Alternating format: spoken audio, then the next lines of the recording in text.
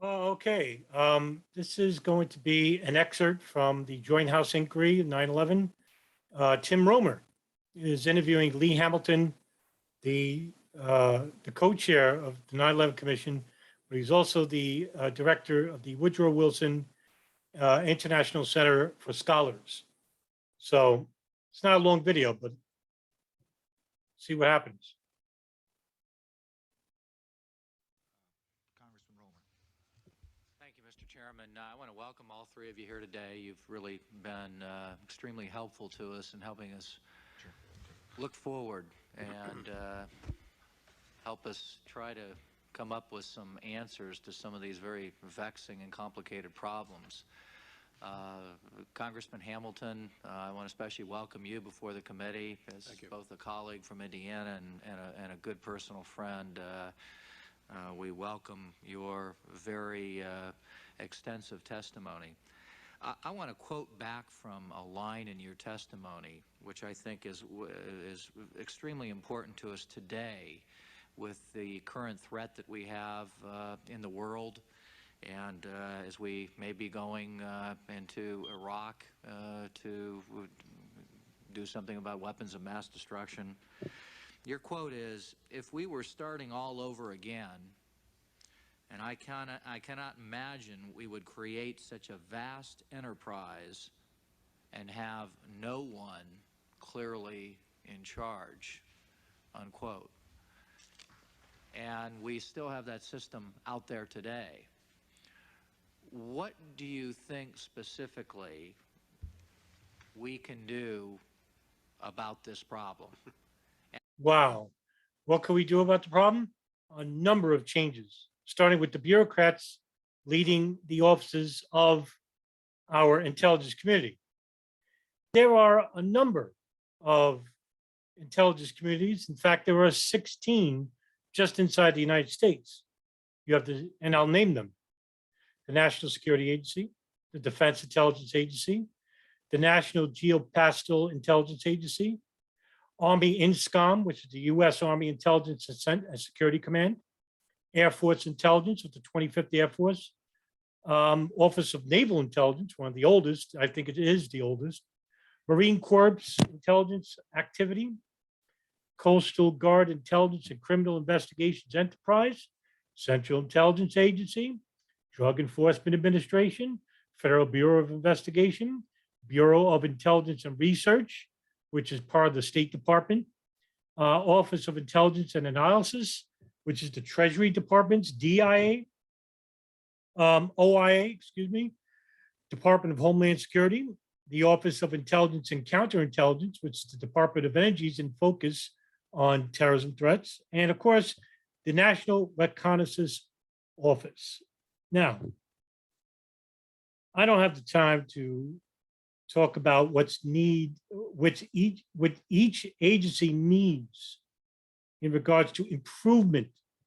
I think the biggest area in which we need to concentrate on are coexistence or data sharing within each agency. Now, when I say that, there also has to be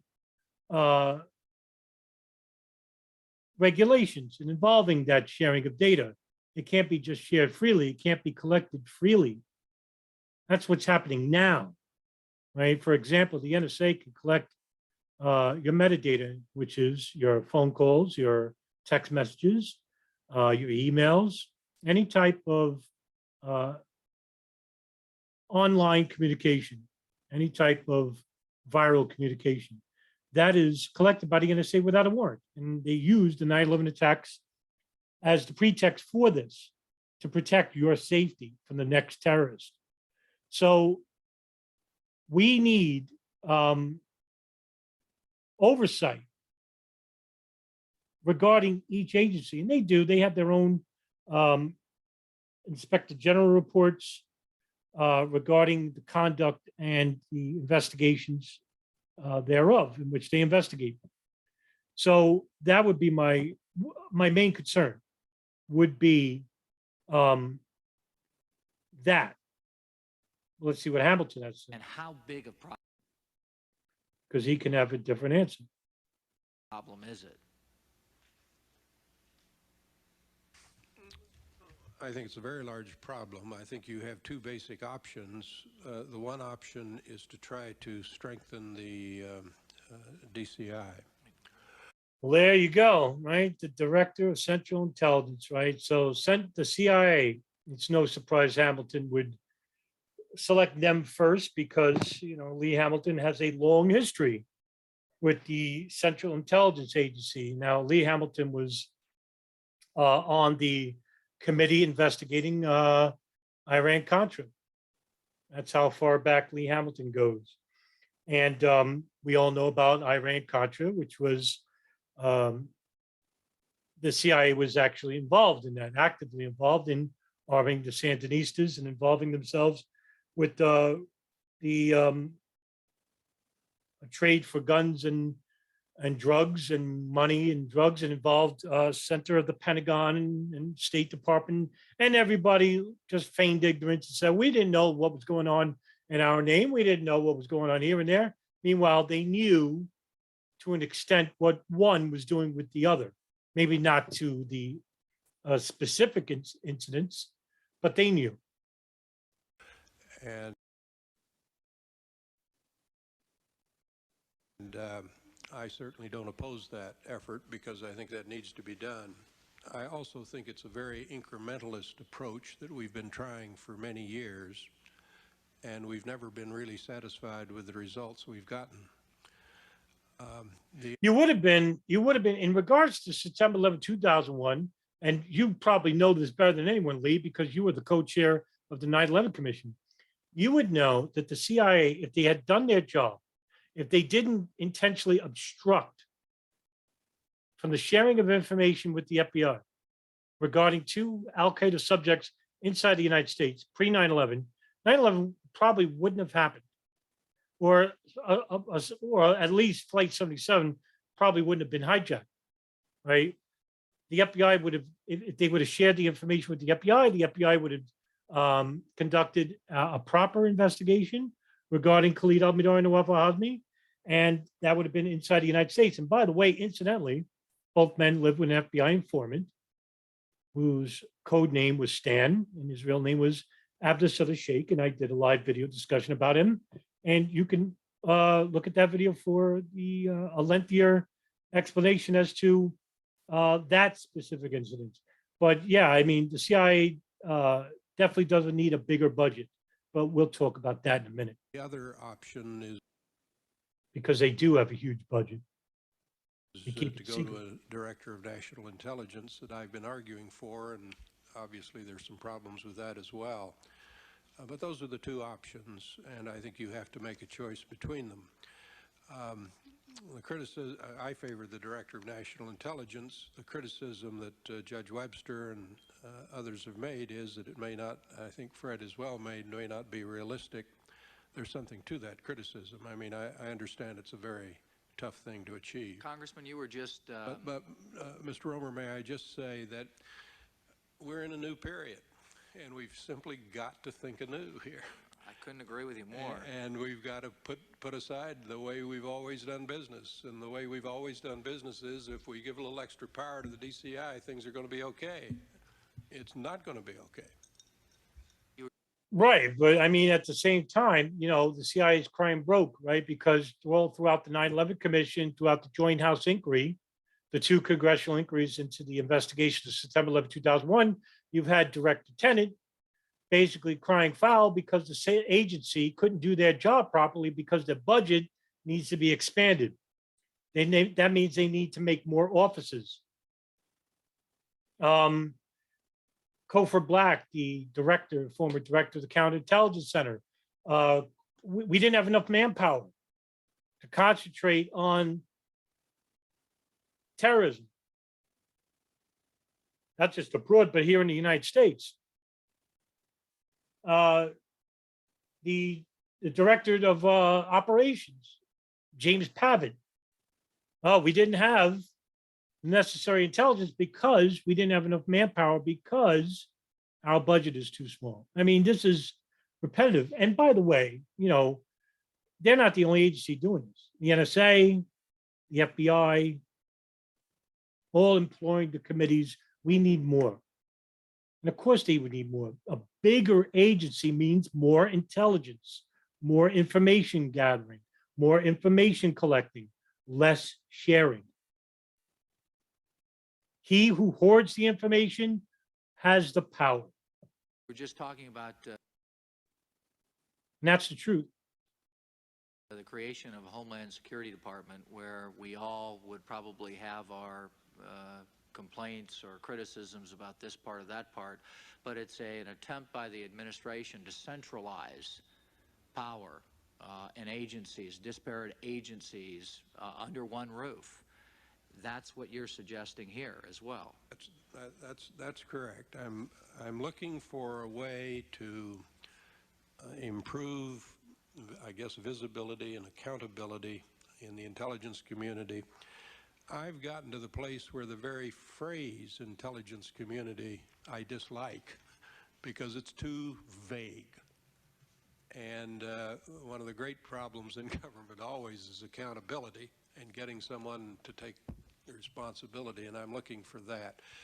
But I really think the quality of your intelligence will improve if you have a single person over all aspects of the intelligence community and have responsibility for budgeting and personnel. I'm going to comment on Senator Graham's business on personnel in a moment. Yeah, well, okay, now this is, I hear what you're saying regarding someone needs to hold these agencies accountable. Now, what we have is the United States Intelligence Community Oversight, which are shared by the executive and legislative branches of government. And in this case is the supervision of the intelligence agencies and making them accountable for their actions. Well, when it comes to September 11, 2001, who is held accountable?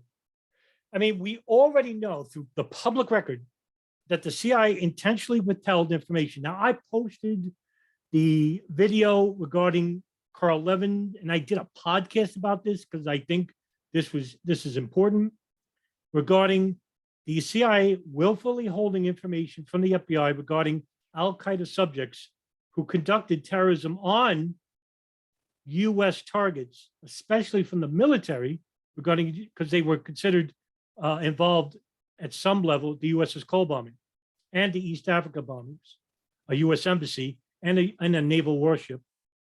And they withheld that information. And where was the Inspector General report regarding the CIA? They covered for them. The U.S. Intelligence Community oversight from the executive, legislative branches and the committee hearings, groups like the Office of Inspector General and the National Security Council. They feigned ignorance. And nobody was held responsible. This is the point. Now, what Hamilton is saying is that we need an oversight branch that's not catering to the federal or legislative branch. Well, who the hell is going to run this? The people? You think these people in executive and legislative power are going to allow the common folk like you and me to hold independent inquiries regarding malfeasance or even criminality? Hell no. That's a pipe dream, and Hamilton knows it. So, yeah, I think we can rest assured that will never happen. Respect to Never happen in any lifetime. God forbid. again for Congressman Hamilton, with respect to the need for a creation of an independent commission, how do you feel about that? I favor it. I think that I come from the point of view that we need more, not less, oversight of the intelligence community that is independent of the executive branch. I agree with him. And I think this committee has performed a very important service in the last few months and weeks. Right, but you know as well as I know, because this is armchair quarterbacking, of course, right? But in Hamilton's shoes, he had to have known that the 9/11 Commission, the Joint House Inquiry, were there for show. Oh yeah, there was a level of dishonesty at some level, but we're not going to hold anybody accountable. We're just going to ignore the real alarming anomalies involving a much bigger conspiracy involving many players. And we're going to allow the FBI to clean up afterwards. And we're going to give the NSA a pass because they're the ones who are holding all the metadata. And we're going to have the CIA and the FBI basically fall on the sword, so to speak. But we're not going to fire anybody. We're not going to hold anybody accountable. And nobody did. Now, that's not to say that the committee here, like Tim Roemer or Bob Graham, co-chair of the Joint Inquiry, or Nancy Pelosi or Carl Levin, these guys were all in on it and they just covering up. You know, these guys are led by the director, which is Eleanor Hill. And the 9/11 Commission had their director, Philip Zelikow, who has a much more nefarious background because he's an extension of the State Department under George Bush and good friend to National Security Advisor Condoleezza Rice, part of the Vulcans, the neoconservative faction in the White House. So they obstructed a proper investigation into 9/11. And, you know, they, of course, they investigated millions of files. I think it was over 1.3 million files, but they classified a million more. And a lot of those committee members, panelists, weren't allowed to look at certain information. And they begged for redactions of certain files and documents, and they got ignored. And the players involving the foreign intelligence community of Saudi Arabia and Israel, they weren't there to be investigated because they were all deported back to their respective countries immediately after 9/11. The station chief of Alex Station, Richard Blee, and the head of the Yemen hub, the chief of Yemen hub, Michelle Ann Casey, they couldn't be interviewed because they were in Afghanistan, taking over for Operation Jawbreaker, which was an operation by the CIA and US Central Command in capturing or killing bin Laden, in which he escaped. And they could have killed him. So yeah, nobody's held responsible. That's the point here. But I don't think you've finished the job. I think there's a lot more to be done. It's terribly important how we go about this. We ought not to be saying, I'm looking for somebody to blame. We ought to be looking ahead and saying, what were the problems in the system? Right. Oh, wow. What a real, right? No, we can't blame George Tenet, for example. We can't blame George Tenet for obstructing federal investigation and data sharing. We can't hold him. Even though we can. We can. And he lied. He lied about the daily visits to George Bush in the month of August to 9/11 Commission, specifically to Tim Roemer. When he asked him how many times did he visit the ranch, he said none. Meanwhile, he visited him 3 times. One of the CIA analysts at Counterterrorism Center, Clark Shannon, basically telling FBI agent Steve Bongard and Dina Corsi, who are these people in the pictures at the Malaysia meeting. He's fishing for information to see what the FBI knew. And if they didn't know, good. Because we're conducting a covert operation not involving you, even though these men are dangerous. And he told the Joint Inquiry that he was told by Director Tenet not to share information with the FBI. And what did George Tenet say? No, that's not what he told me. But he did. That's what Tenet told Clark Shannon. And I could get into Alfreda Ambikowski basically saying that we shared the information with the FBI because I walked it on over to the FBI office. Meanwhile, you have to log in, and there was no login for any Alfreda Ambikowski. And she just basically stuck to her life. Say, I walked it in and shared that information. She lied. They're all liars. Certain ones, anyway. Certain ones. I shouldn't say all of them. Certain ones. Because there are some good people. I mean, you had a lot of whistleblowers with the FBI pre 9/11. And they're the ones who got railroaded. That brought about the shortcomings and how can we correct them. Now, you and I know that there are a lot of commissions in this town, some good, some bad, some indifferent. So it makes all the difference who you put on the commission. And I think there are a lot of good Republicans, and I think there are a lot of good Democrats who can serve effectively on this commission and do the service, do the country well, a great service.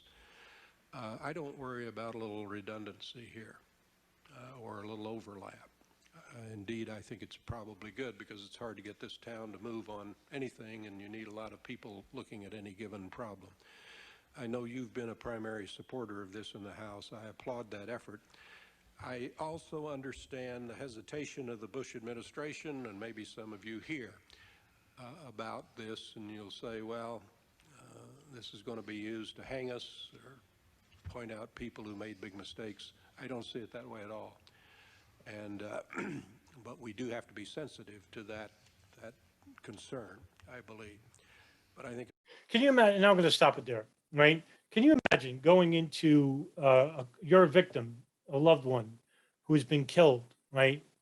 Say your sibling has been murdered, and you have the lawyers, the prosecution basically telling the judge, we're really not concerned about naming names. We just want to know how to correct the mistakes that were made, and so that they can't be made in the future, right? I mean, you would be crying outrage at this point, right? You'd be well understood, right? You'd be understood about that. You know, the problem with intelligence communities is that they themselves are operating on faith by the federal government and faith by the people it serves, that they are going to act in the interests of the people. And more oftentimes than not, they're not. Not when it comes to greater geopolitical strategy and goals.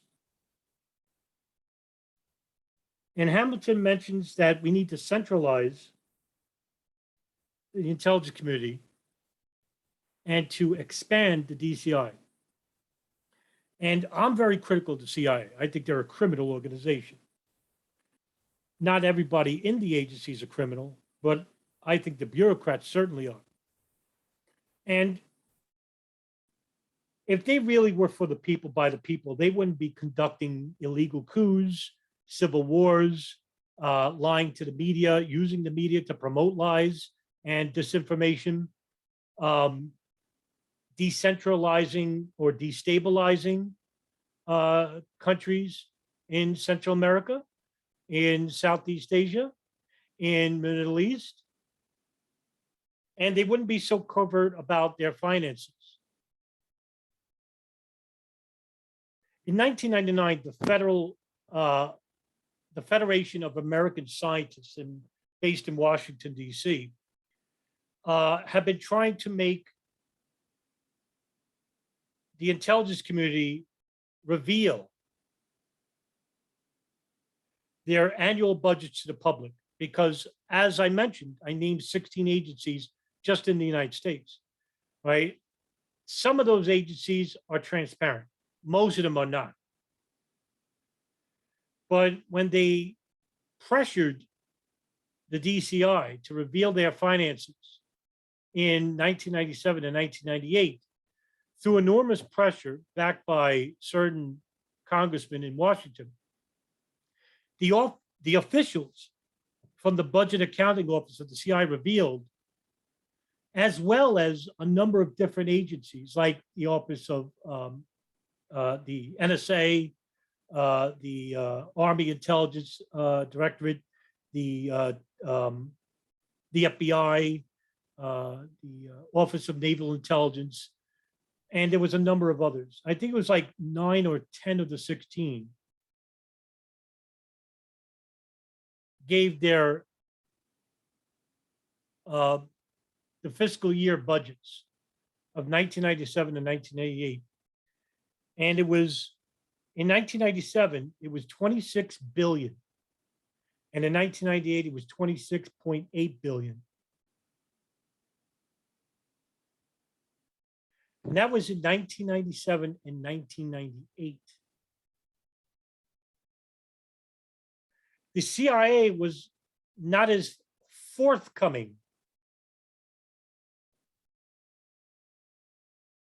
But I'm going to share with you an article regarding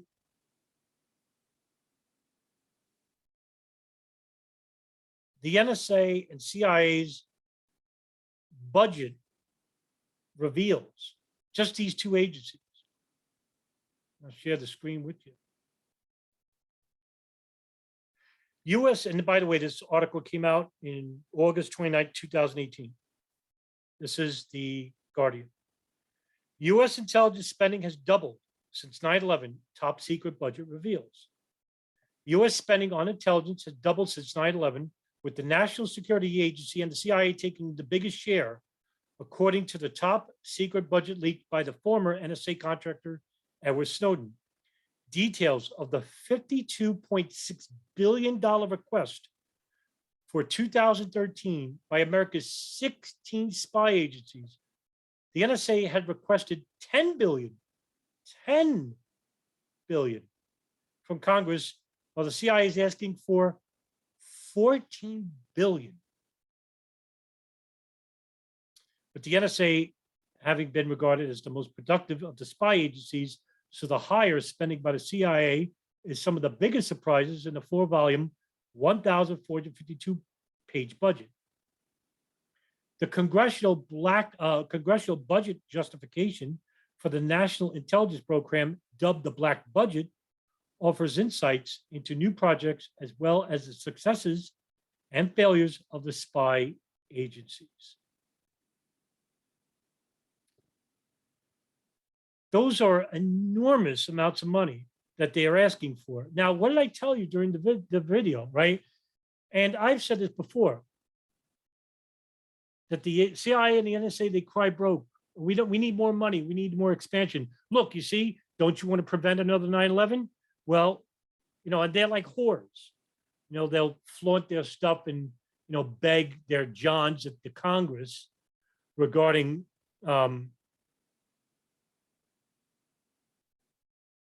their specific agencies deserving more than most about their depleted budget needs to be replenished.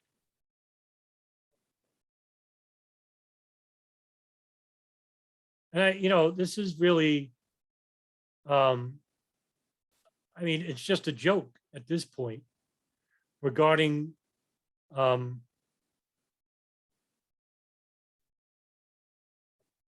intelligence communities basically crying foul. Meanwhile, if we had enough manpower and intelligence, so say the director of DCI, George Tenet, or the director, say Michael Hayden, or the director of the FBI, Robert Mueller, and they're all saying, if we had enough manpower, and if we had a bigger budget, we could have done our jobs.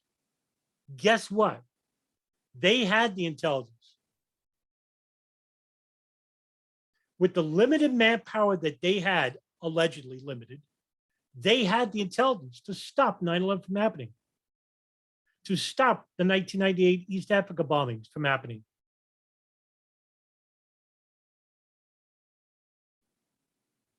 Or the 1993 World Trade Center bombing.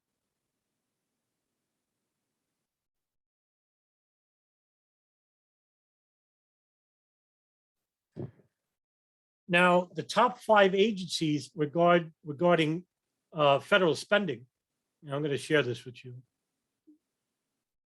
from Pew Research, are these agencies. Let me make my screen a little bit smaller so you could see for yourself. Okay.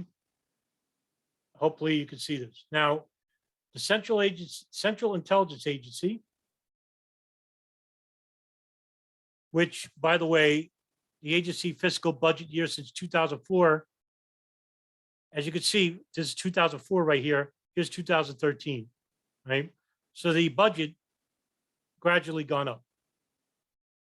Okay. National Security Agency, 53%.